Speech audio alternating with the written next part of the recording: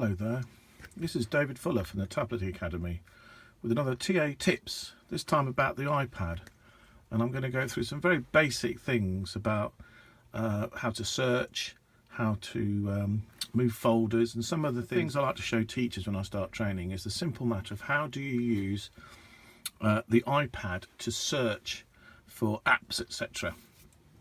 And the search on this is very good, and it can be more sophisticated than you think. For example, the way you access the search is to put your finger in a gap between the apps. Now, with earlier versions of iOS, or iOS 9, if you use the top row, you generally brought down the notification.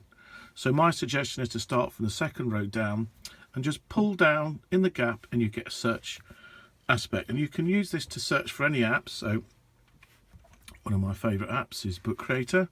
But as we're here, we'll have a look. You get a lot of options as well. You get applications, you get various things from My Music, and you even get emails. And so it's a bit like a search that you find on a main computer nowadays, which does a lot of areas.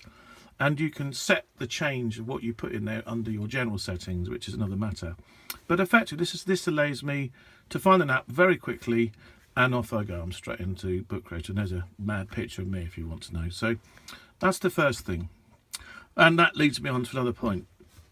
It's actually, how do I see all the apps that are open on my iPad at the same time? And it's been around for a while now. You simply double tap the home button, and then you can swing around and see what you've got. I've got a game, as you can see, and various things open.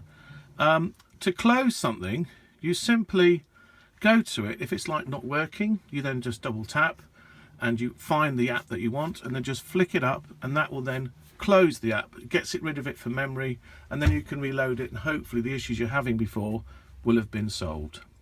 And just simply find the app you want and then tap on it, and that's how you get back to it.